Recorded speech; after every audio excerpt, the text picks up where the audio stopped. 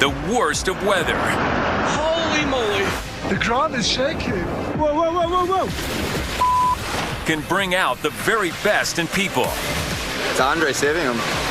That's one of the most gratifying things that you could do, is to help someone that you don't even know.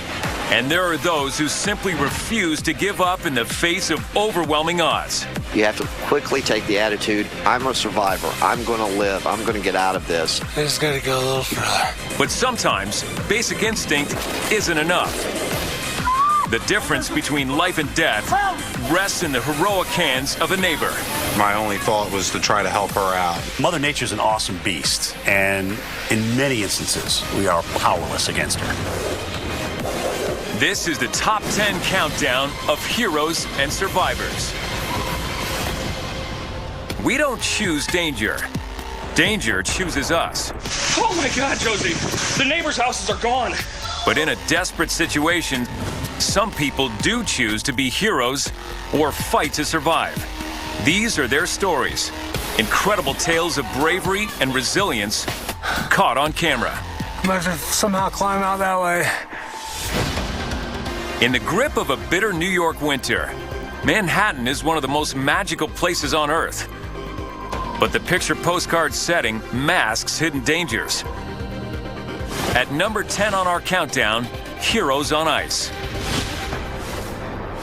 Central Park, the core of the Big Apple. Popular year-round, the park becomes a winter wonderland between December and February. At its coldest, a New York winter coats lakes and ponds with a thick layer of ice.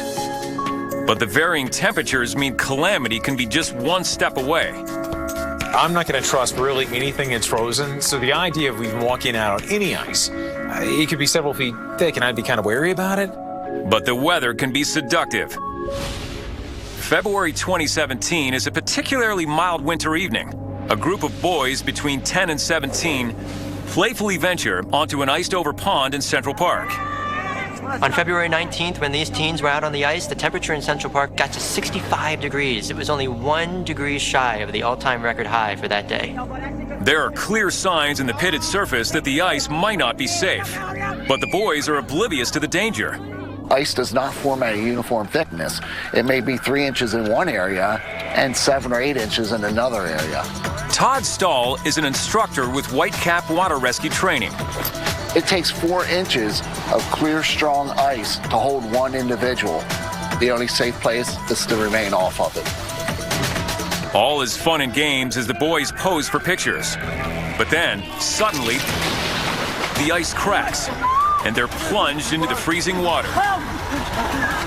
Besides the threat of drowning, they're also at risk for hypothermia as their body temperatures begin to plummet.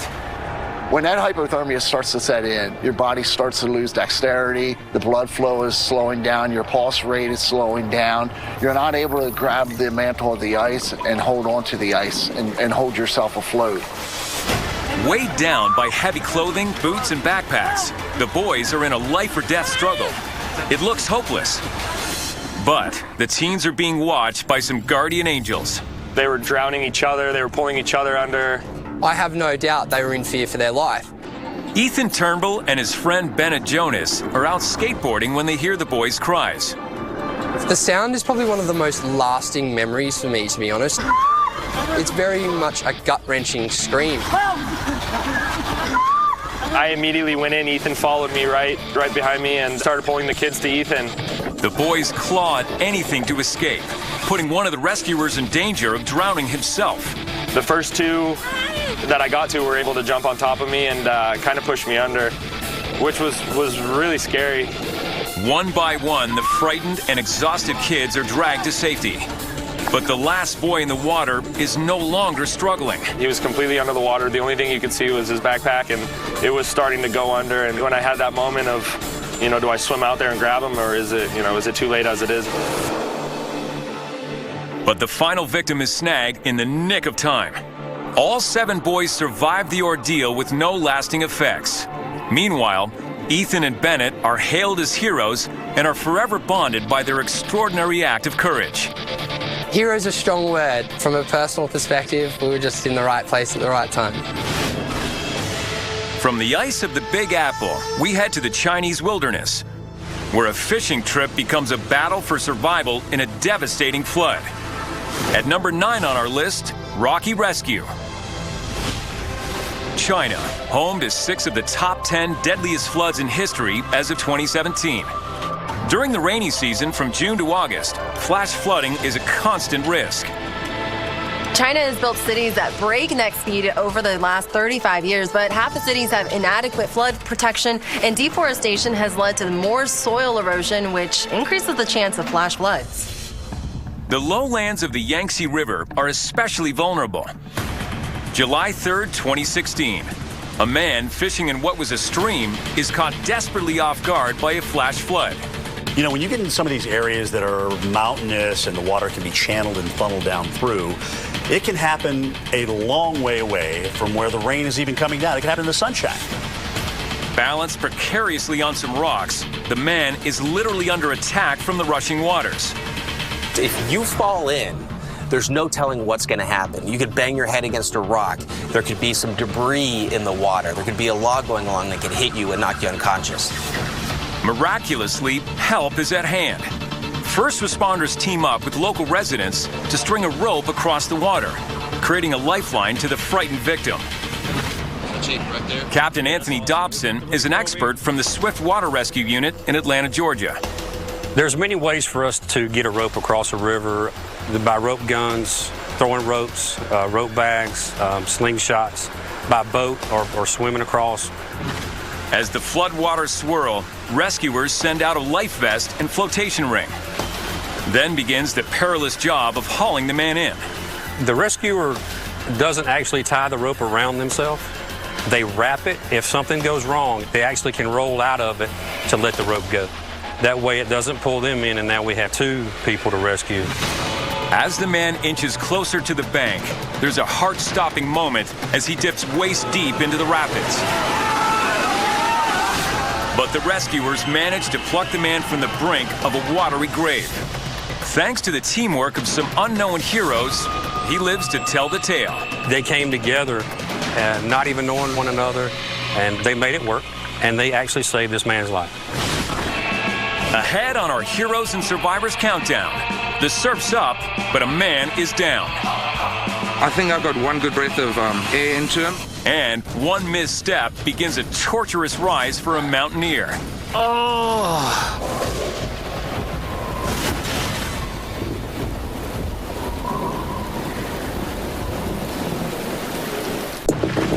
Welcome back to our Top 10 Heroes and Survivors Countdown. We began with an icy rescue from the frigid waters of Manhattan, before witnessing a great escape from the surging floods of Asia's longest river. Next up, we head to the beautiful islands of Hawaii, where a day at the beach almost turned fatal for a young surfer. At number 8 on our list, the Surf Savior. The power of waves, formidable and enticing. From Nazaré in Portugal to the infamous Jaws in Hawaii. For surfers, big waves can range from relatively modest 20-footers to 100-foot monsters. Waves are generated by the wind. The stronger the wind and the greater the fetch, which is the distance it's been blowing over the water, the bigger the waves. In Hawaii, the underwater landscape creates a surfer's paradise at a legendary spot called Pipeline. Pipeline has some of the largest, deadliest waves on the planet. And the Pipeline is a surf break off the north shore of Oahu. Surf break is an obstruction, in this case a trio of jagged lava reefs, and that causes the waves to break. It creates what surfers call a barrel wave. December 2015. A surfer takes off on a wave at Pipeline when he's suddenly engulfed by a breaking giant. If you took your keys in your hand and just shook it all over the place uncontrollably, that's pretty much what happens to you on a wave, and you can break bones, you can obviously be knocked out. 2-time world bodyboarding champion Andre Botha is also in the water and sees the wipeout. I was expecting him to pop up, and then he just wasn't popping up. The surfer is out cold and moments from drowning in the pounding waves. His head was down and his feet were up, so I had to get him, and the waves were hitting. And then I got to the point where I could get him out, and I saw his face, and his eyes sort of came like back with like this empty look. Andre fears the worst, and though he hasn't studied life-saving since he was a kid, he instinctively begins CPR. There were waves hitting, and I think I got one good breath of air into him, and then more water started coming out. I mean, I was doing what I could. Exhausted by the effort, Andre briefly loses the surfer in the relentless waves. But he snatches him back, and eventually, with the help of local lifeguards, the surfer is brought to shore and will survive. He remained calm, and he was really comfortable with those conditions, and that was crucial to helping the lifeguards make that rescue. You're in nothing but white water. To be able to hold him up, give him some rescue breaths, keep him afloat even as more waves are coming. Unbelievable. The surfer makes a quick recovery, returning to Pipeline just 3 days after his accident, though only to watch the dangerous waves from the beach. Life just put me there in the right moment. Thank God everything worked out. Next, Ellicott City, Maryland is known as one of the most haunted small towns on the East Coast. But more earthly goings-on put it on the dangerous weather map. It's a flash flood magnet. At 7 in our countdown, the human chain. Lying between the Patapsco River and Tiber Creek, Ellicott City has been devastated by floods for more than 200 years. Ellicott City is sort of positioned for flash flooding. It sits in the bottom of a deep valley with rivers, so you get these really high rainfall rates, and it all collects and flows down into the valley. And sadly, the city becomes part of that raging river. Jason Barnes is one of many Main Street store owners whose businesses have been struck by floods before. But he's still caught off guard by a gorgeous summer day in July 2016. Water started to pour in, and it went from 1/8 of an inch, 1/4 of an inch. I was seeing it kind of shoot through some mortar, and I knew something was different at that point, and then looked at the back door, and that's when I saw water coming in through the jams about 4 feet high. Over the span of just 3 hours, Ellicott City picked up over 6 inches of rainfall. So that's an incredible amount of rain in a day, let alone in just a few hours. Suddenly, the city is in the grip of one of its worst ever flash floods. Main Street is submerged, and a driver is trapped in her car. It took my car, which was 3 times bigger than hers, and just made it disappear. The woman, who's on her way home from a local restaurant, has been completely taken by surprise by the depth and ferocity of the water. The most common way people in the United States get caught in floodwaters is attempting to drive their vehicle through the water. The fast-flowing current could take her car at any moment, and the woman is paralyzed with fear. But Jason Barnes and his neighbors are all action. I knew there was an urgency to get out there as quickly as possible and try to be able to get her out of that water before she ended up losing her life. Jason bravely wades in to help, but is swept 30 feet downhill by the force of the water, coming to a halt only when he's tossed into the shallows of an alleyway. Scraped, battered, and missing a boot, Jason ignores the danger and comes back for more, urging his neighbors to form a human chain to help him reach the woman. I needed some assistance to just keep my footing and whatnot, so me and Johnny basically talked, and everyone just kind of grabbed arms and tried to get me as close as possible to getting to her. With Jason's coaxing, the woman finally climbs out of the car, but agonizingly, she's still just beyond reach.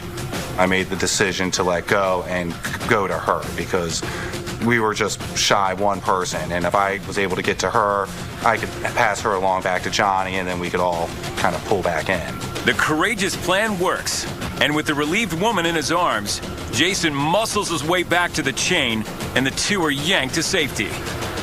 I was able to hitch onto her car, used her tire to anchor my one foot, and then pass her over, so it was just a quick handoff.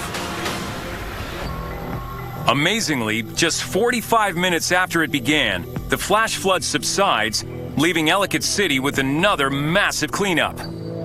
While a handful of heroes plus one grateful survivor have a lifetime memory. Everything's replaceable except people. Be it for a stranger or for someone you know, just try to offer a helping hand when you got the opportunity. Coming up, one man films his own downfall. I fell through that hole. Thankfully, I didn't keep falling. That way. And a birthday treat takes a shocking turn for the worse. We had an airplane that was dead.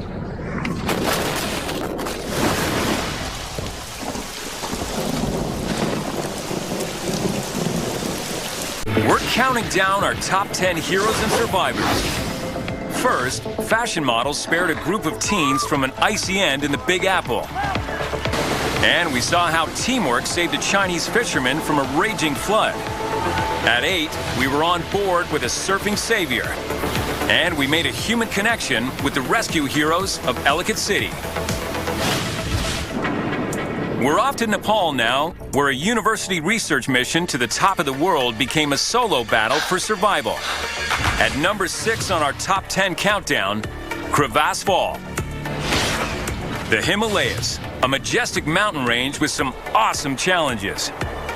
When you get to that level in the atmosphere, not only is there very little air to breathe, but the temperatures are exceptionally cold, the winds are exceptionally strong. At high altitude, hypothermia, sickness, avalanches, and falls claim victims every year. Crevasses are among the most sinister hazards, forming in brittle ice near the top of glaciers.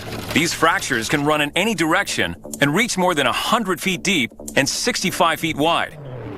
But when they're smaller, they're easily hidden by snow. So it's very dangerous to a climber that's crossing a glacier and now walks out over a thin snow bridge that's not strong enough to hold their weight, and then through they go. In 2014, Western Kentucky University professor John Aul, an experienced climber, becomes another crevasse victim. His research team is hiking high in the Himalayas when sickness forces 2 companions to turn back. John is now alone.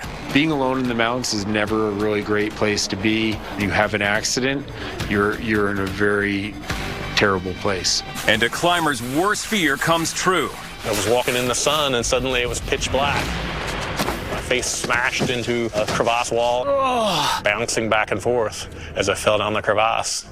John has plunged 70 feet into a snow-covered gap. A video camera is his only companion. Well, I'm pretty well I fell through that hole. Thankfully, I didn't keep falling that way. I got trapped here instead. This ledge, my arm I can't use. The situation is dire. Nobody knows he's here. There'll be no rescue. I'm gonna have to somehow climb out that way. How the do I get back up there, though? John is severely injured, but that's not the only concern. A crevasse is like an ice room, an ice chamber, so you're all of a sudden in a very cold environment, and the chances of going into hypothermia could be very trying on your body. Oh, I hurt bad, but I gotta get out. Inch by agonizing inch, John claws his way up the ice wall. I just gotta go a little further. I can do it. Finally, after 6 harrowing hours, John is free. But he must get back to his tent before dark. The conditions can drop 20, 30, 35 degrees within a matter of a couple of hours in that area, and that can be certainly life-threatening. It takes John 2 more hours to stumble back to his camp, where he summons the energy to send out an SOS via Facebook. I had a satellite texter. It allowed me to send texts, and it was set to send it to our Facebook page. I just put it on Facebook and hoped somebody around the world was paying attention. John gets a response, but immediate rescue is impossible due to the weather. Instead, he spends a cold, painful night alone. I was so badly torn up, I couldn't get all the way in the tent, and much less close the tent door or anything. So I just sort of crawled in as far as I could. John makes it through the night, and the next morning, a rescue chopper picks him up. He suffers 16 broken bones, cracked ribs, and gruesome damage to his right shoulder. But he's alive. I can't talk because I have a broken rib, I think. Or my chest is filling with blood or something. When I think about it, I get anxious and scared, and all those feelings come back. I should be dead. There's, one person in 1,000 would have survived that. Coming up, a father and daughter in their own tornado terror show. Oh my God, Josie! The neighbors' houses are gone! And a lone yachtsman courageously clings to life when his boat capsizes in an angry sea. I can only imagine, one, how scary it is, but two, the will of him to survive was incredible.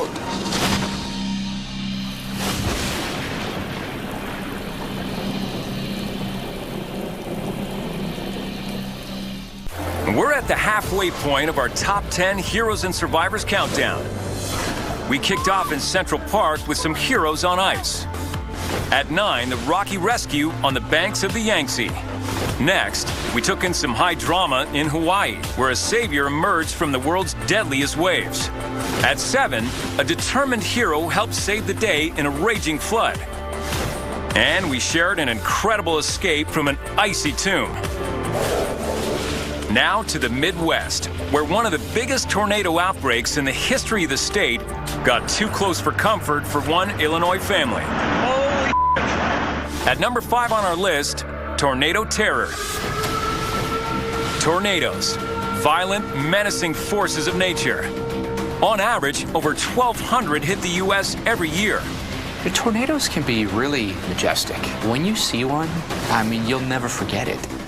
Because it's something that most people don't ever get to see. The U.S. tornado season peaks between May and June, but they can occur year-round. One of the most extensive outbreaks happened on November 17, 2013, when 7 states in the South and Midwest were struck by more than 70 tornadoes.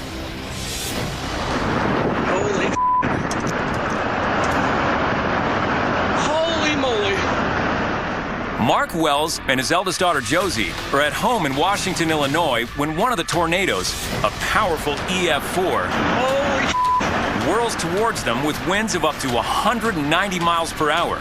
Man, you're talking 3.5 times as fast as you drive on a highway. That's what these winds are doing, and they'll pretty much eat up anything in their path.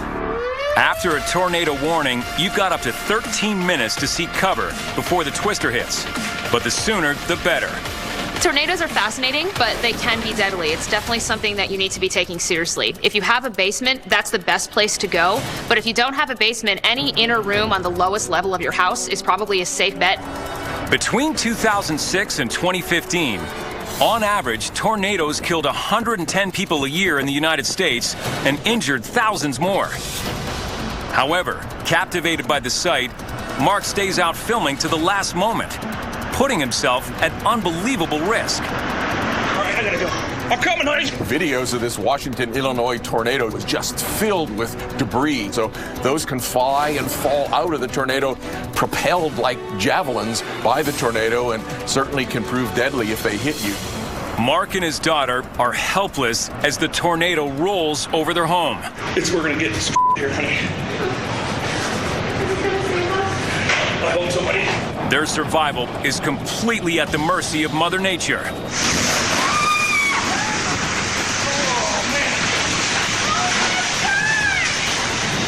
In the mere moments that seem to last for hours, the tornado has passed. Mark and his daughter cautiously emerge from their hiding place. Holy moly. The sight that greets them is pure devastation. Oh my God. Our house is freaking destroyed, Josie. Oh my God. Across the 7 states, the tornado outbreak causes $1.5 billion worth of damage. 8 people are killed. I'm in shock. I can't believe this happened. But despite putting himself in extreme danger, Mark Wells and his daughter have survived their once-in-a-lifetime encounter with a tornado. The neighbors' houses are gone. I've never seen anything like it. Next up, a first-time flyer gets a crash course on survival as a deep freeze puts a plane on a flight path to disaster. At number 4 on our countdown, Plane Lucky. In the United States, around 2.25 million people fly every day for business or pleasure. When planes get in trouble, weather is the cause 10% of the time. Small planes are the most vulnerable. Aircraft face all kinds of weather dangers, including wind, icing, hail, snow, heavy rain, thunderstorms. I can go through the whole list. February 2nd, 2013. John Fielding is holding his baby son Jacob in his lap as he joins wife Kara and her mother on a single-engine Cessna joyride over Utah. So that was kind of a special day. My wife's parents set up for her birthday this plane ride, and it was the first time my wife had ever been in an airplane. After the plane makes a few loops around town, Jonathan suggests the pilot heads over the mountains to a neighboring city. At that time of the year, the temperature is likely below freezing at any point in Utah above about 4,500 or 5,000 feet. But as you go higher into the atmosphere, the temperature typically drops about 3.5 degrees for every 1,000 feet you go up. Suddenly, above the frozen landscape, some chilling news. We are over the top of the overpass, and we were just told that there's carburetor ice. The carburetor draws air through a valve called a venturi. When fuel is added, it creates the mix that powers the engine. The process causes a rapid, drastic drop in temperature, and in moderate or high humidity, ice can clog the venturi, starving the engine of fuel. This is kind of exciting. I'm not worried. I think we're going to be just fine. And though a pilot can turn on a carburetor heater, the icing can go unnoticed until it's too late. If you don't reach down and get that carburetor heat turned on, you're looking at seconds, 5 to 10 seconds, 20 seconds before that ice forms to the point where your engine might shut off. On the Fielding's plane, the pilot realizes the icing has gone too far, and the family faces a grim reality. I remember that my wife had asked the pilot, is this a joke or are we really going to land out here? And he's like, yeah, we are. We really need to land. With his son clutched tightly in his arms, John continues filming. But the reality of the danger is beginning to hit home. But right now, I'm just making this video. I love my family. If we do die, I just want to make sure it's on record. I love my family, so I verbalize that. Little did I know that my wife is in the front seat, freaking out inside, and everyone else was like, oh my gosh, what's going to happen?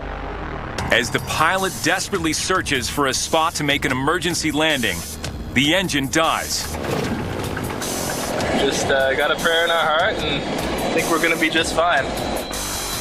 The plane is now gliding helplessly at the mercy of the wind. This is kind of scary and kind of exciting at the same time. But the only option is a field. And though the pilot is highly skilled, the amount of snow is a massive problem. In the wintertime, landing in a field, chances are you're not going to have a very soft landing. You're going to land in that snow, and that airplane's going to stop on a dime. All right, we're going to land field right here. I have my 7-month-old in my arms with one hand, and I'm very naively filming with my cell phone in the other. Like, oh, this is just going to be an inconvenience. And it was a complete shock when we crashed.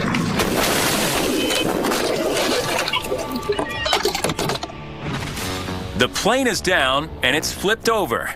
We have just survived a crash landing.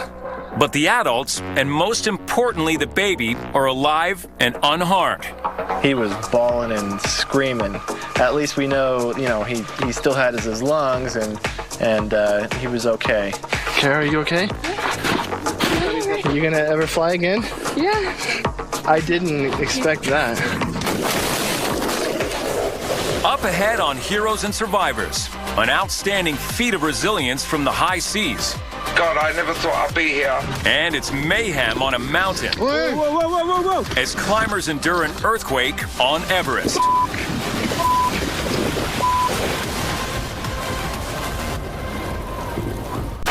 Welcome back to our Top 10 Countdown, which began in New York City with a drama on ice. Next, a fisherman survives a fearsome flash flood in China. A run-in with a reef leads to a life-saving rescue. At 7, hometown heroes save a stranger from a raging torrent. A college professor takes a crash course in survival and escapes an icy tomb. At 5, taping a twister produces a horror movie in the Midwest. And a nightmare birthday treat goes belly up. We head back to Nepal now, where nature dealt a double whammy to a group of climbers. At number 3 on our countdown, Everest Avalanche. To those who accept the challenge, climbing the world's tallest mountain is a physical and spiritual experience, and a dangerous one. It's always cold, and it is almost always windy. And not just windy, the winds can be well above hurricane force, blowing at well over 100 miles an hour at times. A small hazard can kill you. It doesn't have to be a catastrophic avalanche. It doesn't have to be a 1,000-foot fall down a mountainside. Tackling Everest begins with a 10-day trek from the nearest airstrip to base camp at almost 17,600 feet. Here, climbers rest and get ready for a summit attempt. But on April 25, 2015, preparations are rudely interrupted. A collision of tectonic plates rocks Nepal with a massive earthquake measuring 7.8 on the Richter scale. The ground is shaking. The climbers feel the quake, and to their alarm, realize it sparked a number of avalanches. Oh! A massive wall of snow is barreling toward base camp. Whoa! The climbers are in a death race. Avalanches are extreme dangers, and slides can actually move at speeds of up to 80 miles an hour. With only seconds to take action, climbers scatter looking for cover.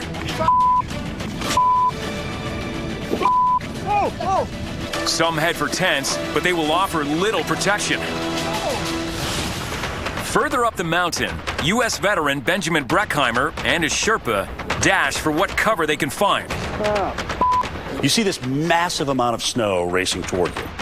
If there's a chance, you want to get behind a rock face or get on top of the ridge where the snow can flow past you. Try and get out of the harm's way of full force of that snow hitting you. That's because an avalanche can release hundreds of thousands of cubic feet of snow. Each cubic foot weighs between 5 and 20 pounds. It's not just this nice fluffy pile of snow. You literally are buried inside white concrete. Most people die of asphyxiation. They can die in as little or less than 15 minutes. At base camp, survivors begin to surface. Are you okay? Yeah. Base camp has been almost annihilated. Though many survive, at least 18 are killed, making it the deadliest day in Everest history. When it comes to surviving an extreme event like this, luck is sometimes the only thing that gets you through. Wow. And it was just an act of God that they were able to survive this. From Mount Everest, we head to the Southern Ocean, where the notorious Vendée Globe Yacht Race tests solo sailors to their limits and beyond. At number 2 on our list, Ocean Escape. Spanning almost 8 million square miles, the raging Southern Ocean is a bleak, cold, tempestuous region at the bottom of the world. Well, the Southern Ocean is notorious for producing some of the strongest storms on the planet.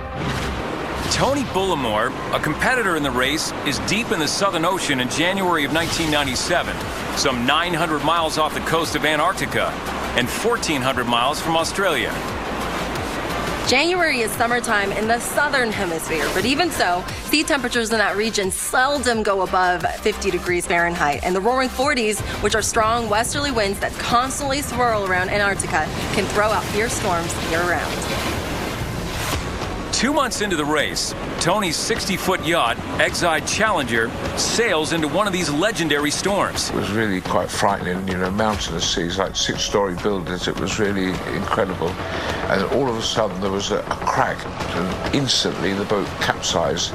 The yacht is upside down, and Tony is now standing on the ceiling. All of a sudden, one of the big windows cracked, and the seawater rushed into the boat like Niagara Falls. He grabs a survival suit, finds an air pocket, and rigs a makeshift hammock to keep him out of the water. He's marooned in the hull of his boat and clinging to life. The boat's pitching and rolling. Past a certain point, I would lose the boat, it would go down. So I started working out the logistics of, am I going to make it or am I not going to make it? The yacht's radio beacon has alerted the Australian Navy. 72 hours after the distress call, a search plane spots the upturned yacht. all of a sudden, after a few days, I could hear this noise. The nearest rescue ship is more than 1,200 miles away. It takes another day for it to arrive on site. A small vessel is sent to investigate. The crew presume Bullimore is dead. So I put my ear to the side of the hull, and I could actually hear people shouting and giving out instructions outside the vessel. And then, to the astonishment of the rescuers, Bullimore appears. In freezing water and large swells, he risks it all and swims to salvation. He's alive. He's there. It's him. It's him. After 4 days lost in the vast Southern Ocean, huddled in a cold, capsized boat with no water or food, remarkably, Bullimore is safe. And obviously a big grin come on my face, and I said, God, I've been saved. Incredible.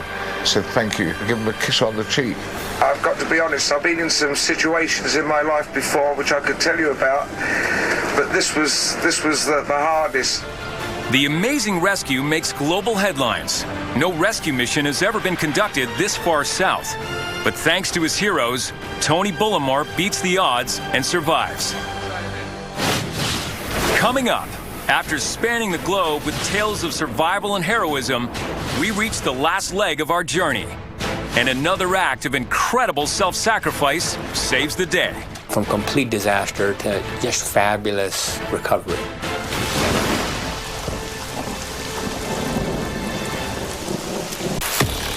Our top 10 countdown has run the gauntlet from icy heroics in New York City and the Himalayas to tales of ocean survival. One family were plain lucky in Utah, while another lived through a tornado terror. And in the battle of man versus flood, man came out on top in China and small-town USA. As we've seen, you ignore the dangers of flooding at your peril. But sometimes, people make bad decisions and need a good Samaritan. At number 1 on our list, flood angels. Turn around, don't drown. Crucial advice that can save lives in a flood. Unfortunately, it's advice that some fail to heed. Flash flooding is actually the leading cause of weather-related deaths in the U.S. About 200 people die every year just from flash flooding, and about 50% of those flash flood-related deaths and those drownings involve vehicles. Flash floods are sudden and unexpected.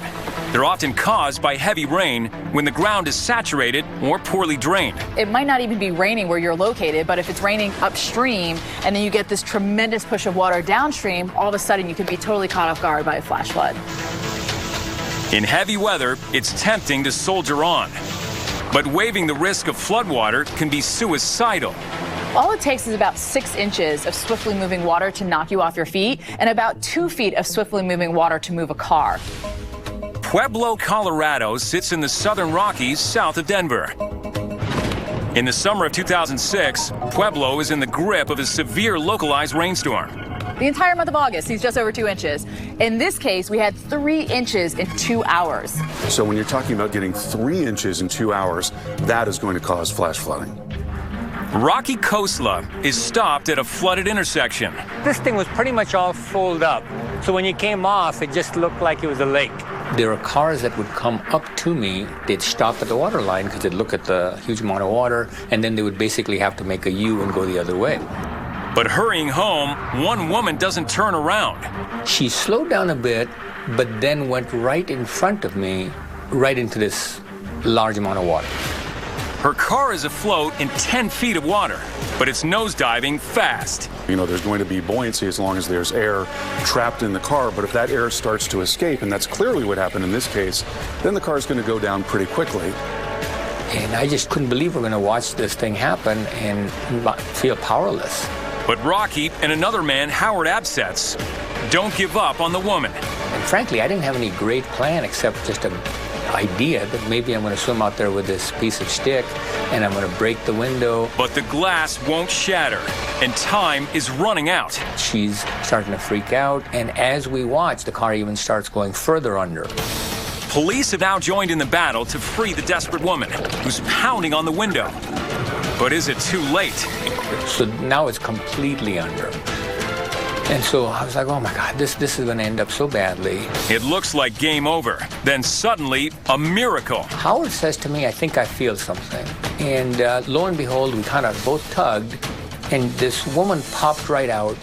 It was like champagne cork popping out.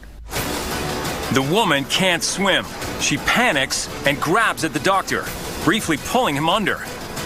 But in the end, she and her flood angels make it to safety. That moment would be probably one of the top. Just to see something go from complete disaster to just fabulous recovery. But the tale has a twist. When the car is pulled from the water, all the windows are shut. So how did she get out? The miraculous escape remains a mystery.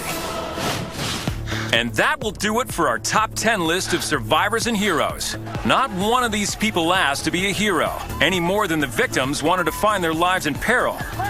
They just reacted when the going got tough, battling the worst that nature had to offer to ensure that a weather-related emergency did not become a weather-related tragedy.